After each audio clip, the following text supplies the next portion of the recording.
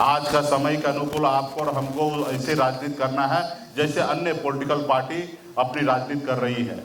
तो बहुत सारा कठिनाई के साथ हम लोग चल रहे हैं और उसी में धीरे धीरे हम लोग आगे बढ़ रहे हैं और कैसे हम लोग सफल हो 2025 में, उसके ऊपर हम लोग विस्तार से चर्चा करेंगे।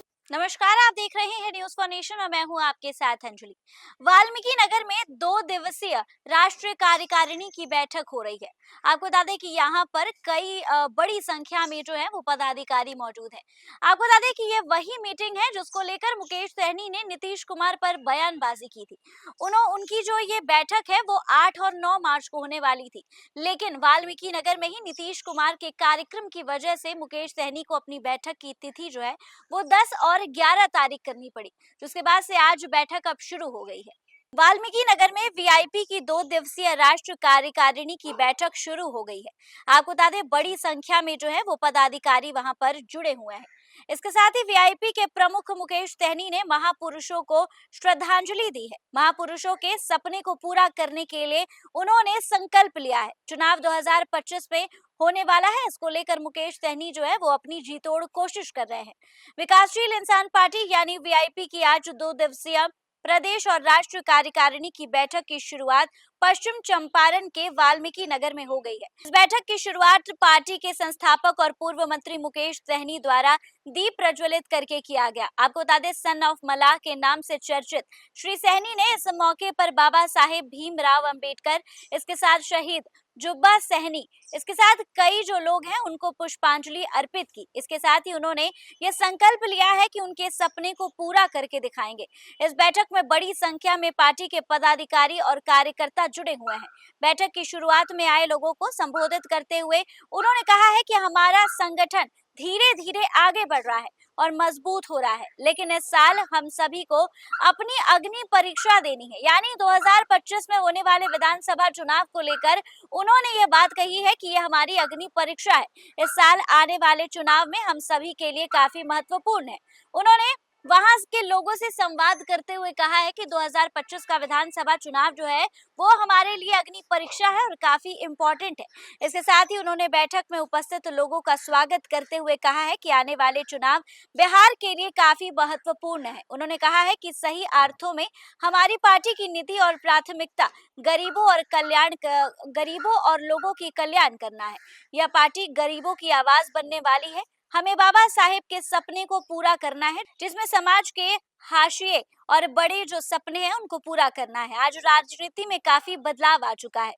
हमें भी अन्य दलों के मुताबिक मजबूत होने की जरूरत है और वैसा ही काम करने की जरूरत है। इसके साथ ही उन्होंने कहा है कि मुख्य रूप से 2025 की लड़ाई को लेकर सभी लोग इस बैठक में अपनी बात को रखेंगे। हम इस बात पर चर्चा करेंगे। इसके साथ ही 2 दिवसीय बैठक जो है वो होने वाले विधानसभा चुनाव को लेकर की गई है। कल की बैठक में उन सभी बातों पर चर्चा की जाएगी और फिर सार्वजनिक से प्रस्ताव पास किया जाएगा।